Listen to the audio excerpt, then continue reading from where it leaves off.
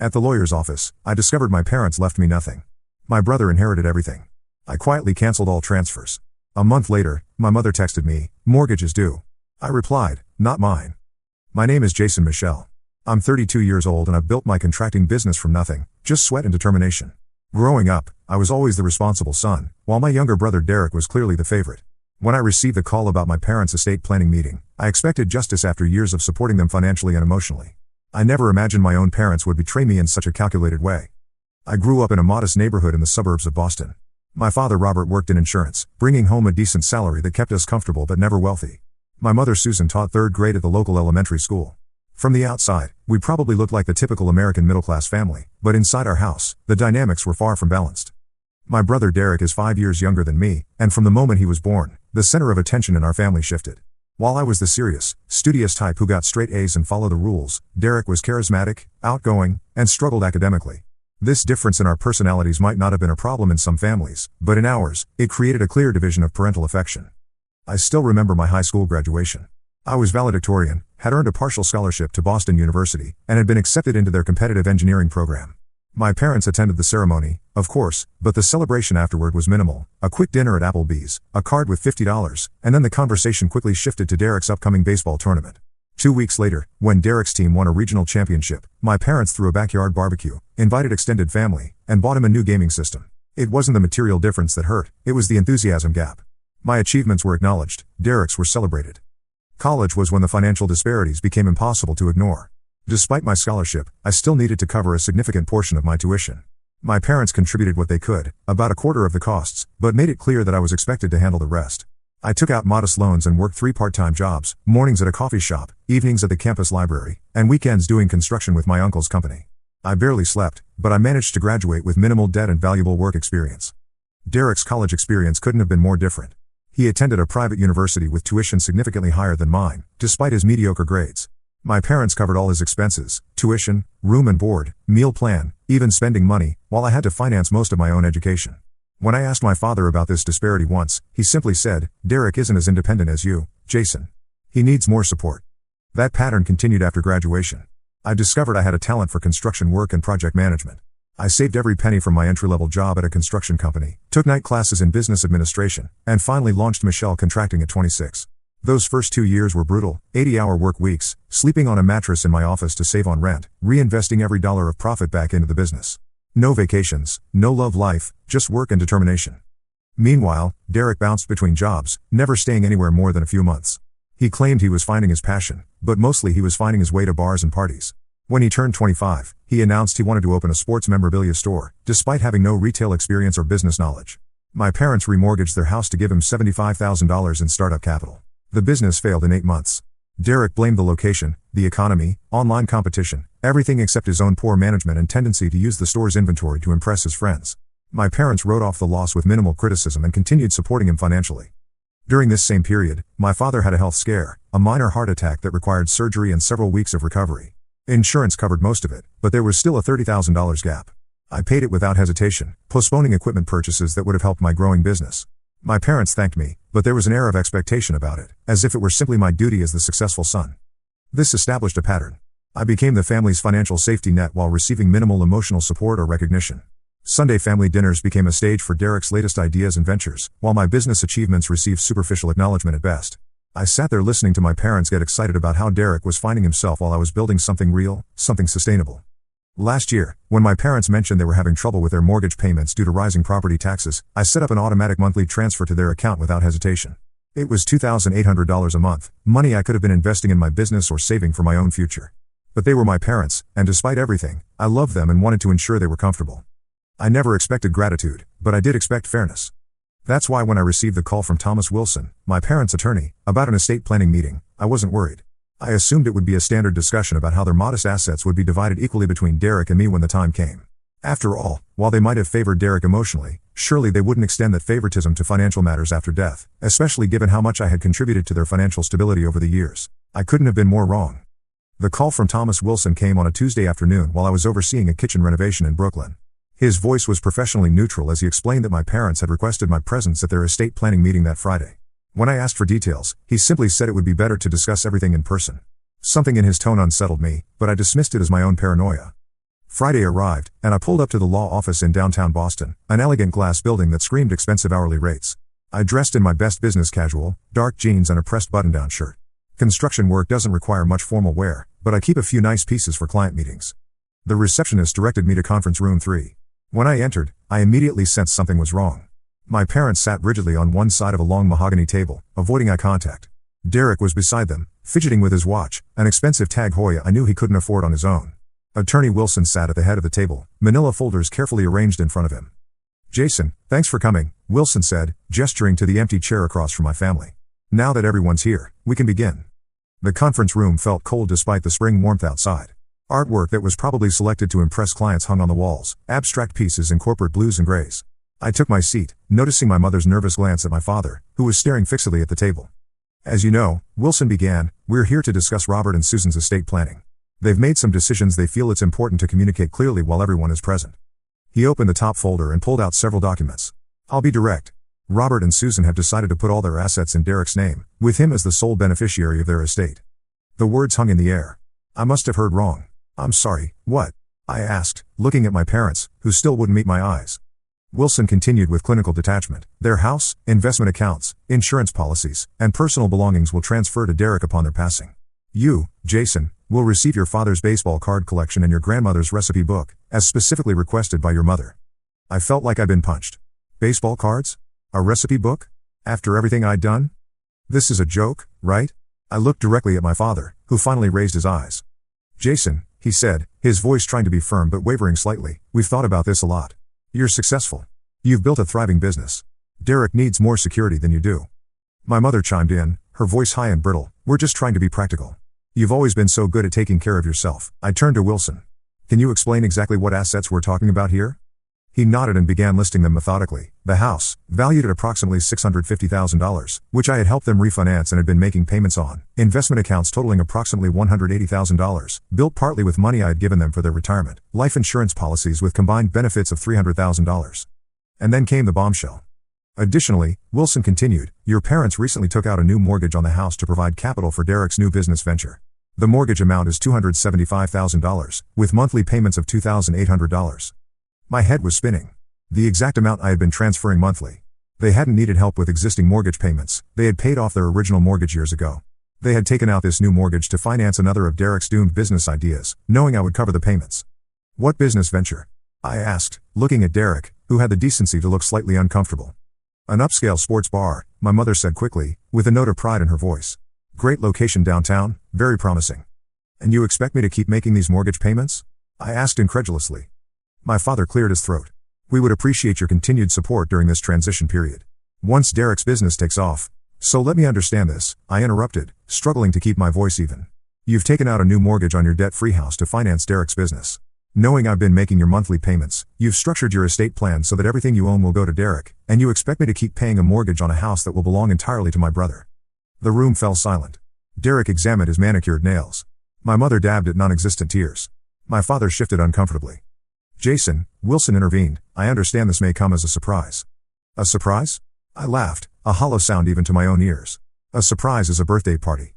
This is—" I struggled to find the right word. "This is betrayal." "Don't be so dramatic," Derek finally spoke, rolling his eyes. "It's not like you need their money." I stared at my brother, this person who had received everything while I had worked for every crumb. He didn't even have the self-awareness to acknowledge his privilege. In his mind, this was just the natural order of things, him receiving, me providing. "Is there anything else I should know?" I asked Wilson, ignoring Derek completely. Wilson looked at my parents, then back at me. "The estate plan designates Derek as the primary beneficiary of all assets upon your parents' passing. I suggested a more equitable distribution, but your parents were firm about their wishes." I stood slowly, collecting my jacket.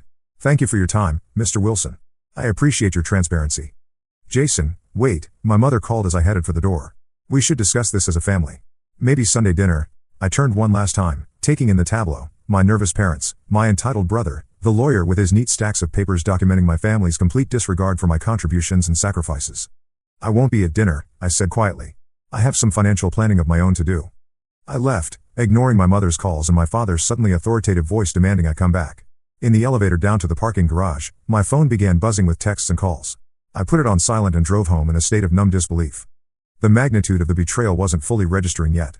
This wasn't about the money itself, it was about what the money represented. Years of unreciprocated support, of being taken for granted, of being valued only for what I could provide. For the first time, I saw with perfect clarity that in my family's eyes, I wasn't a son or a brother, I was an ATM with a pulse. And it was time to close that account. That night, I finally read the avalanche of messages from my family. My mother's texts ranged from concerned, "Are you okay? Please call us," to guilt-inducing, "After everything we've done for you." My father's were more direct, "You're overreacting. Call immediately to discuss your responsibilities." Derek had sent only one message, again making everything about you. I turned off my phone and went to bed, preparing for the storm that would follow when my family discovered I had cut off the money flow. Tomorrow would bring confrontation, but tonight I needed rest.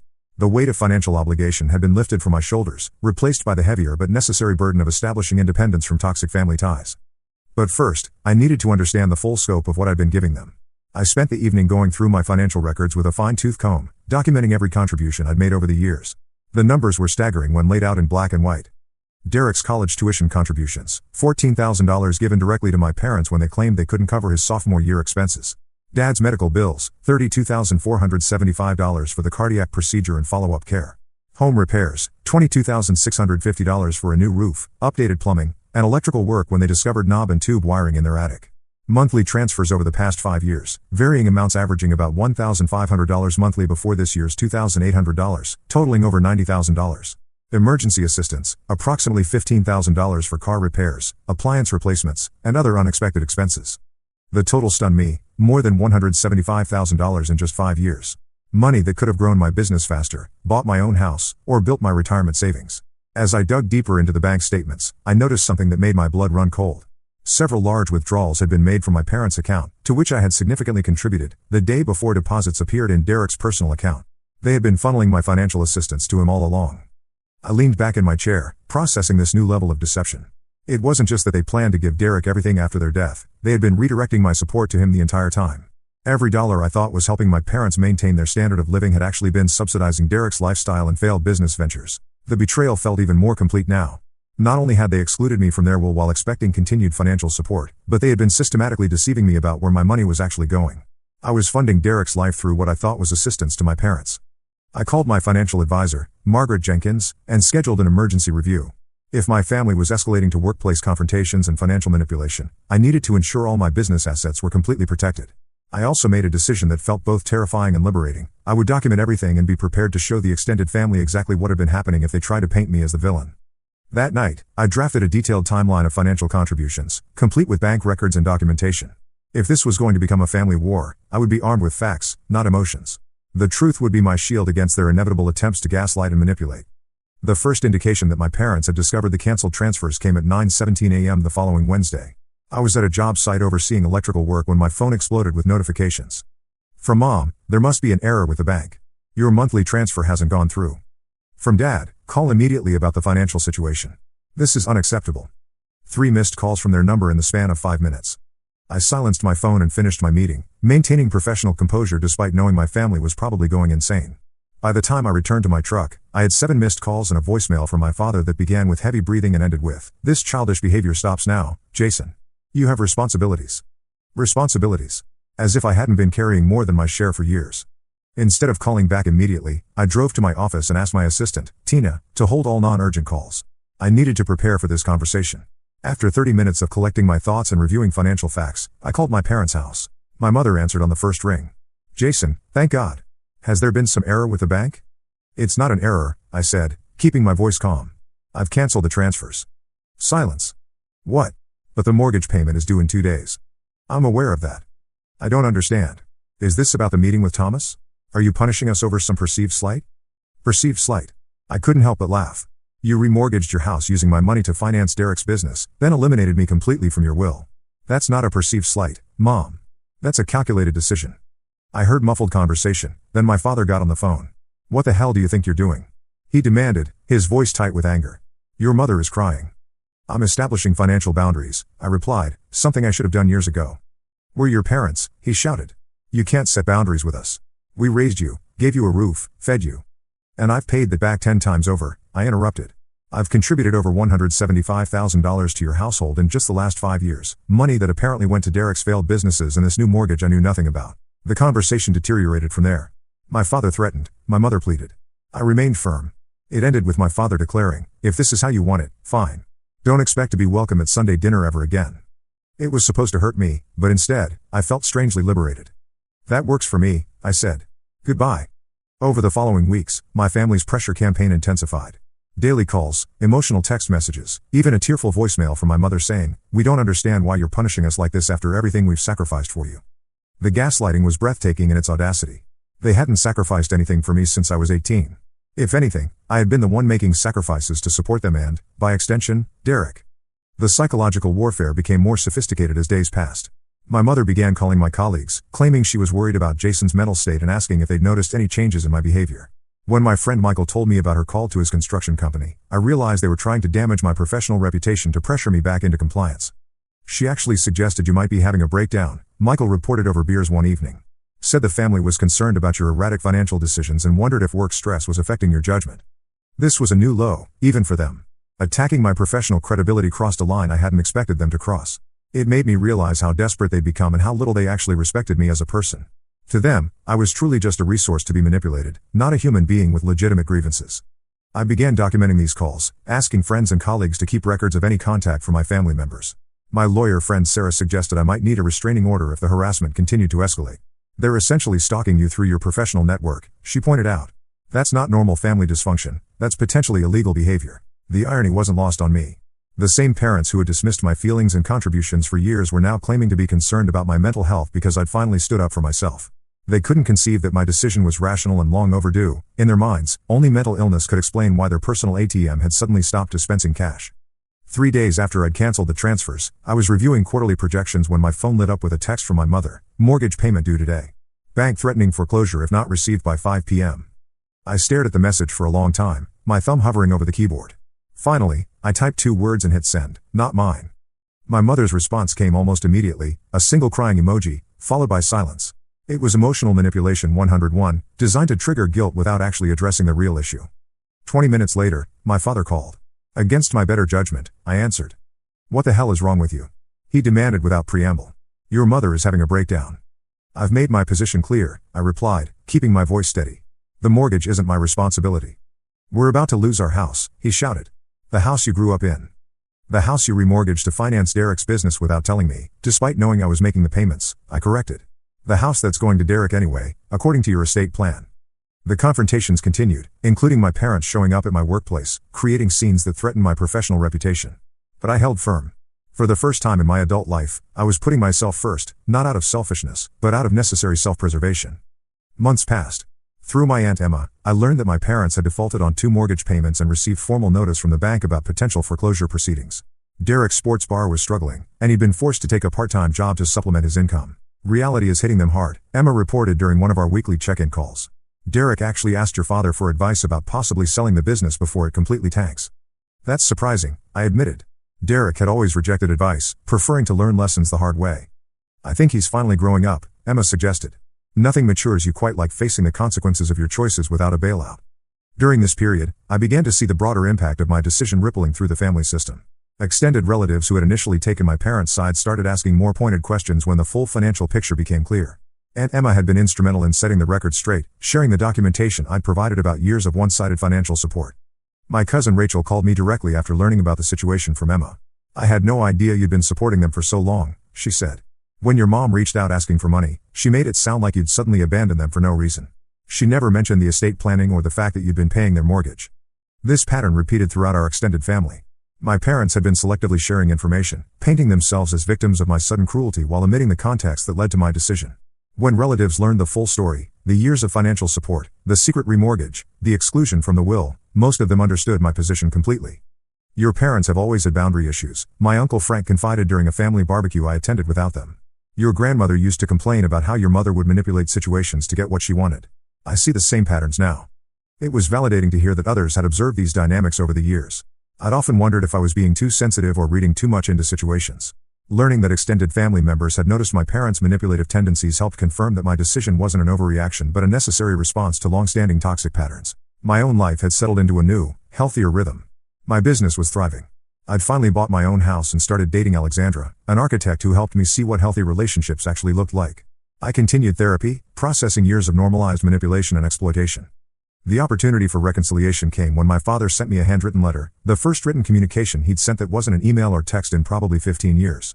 I opened it cautiously, half expecting another guilt trip or financial appeal. Instead, I found something I'd never received from my father before, a genuine apology. "Dear Jason," he wrote in his precise engineer's handwriting, "I've started and discarded this letter a dozen times, struggling to find the right words.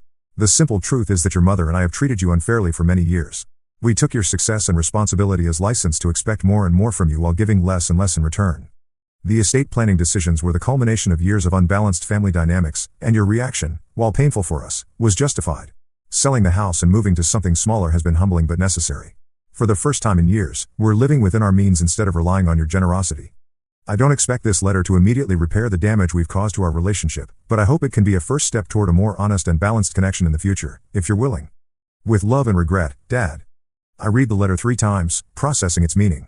It contained no requests for money, no subtle guilt trips, no minimization of their actions, just acknowledgement, accountability, and an open door to reconciliation without pressure.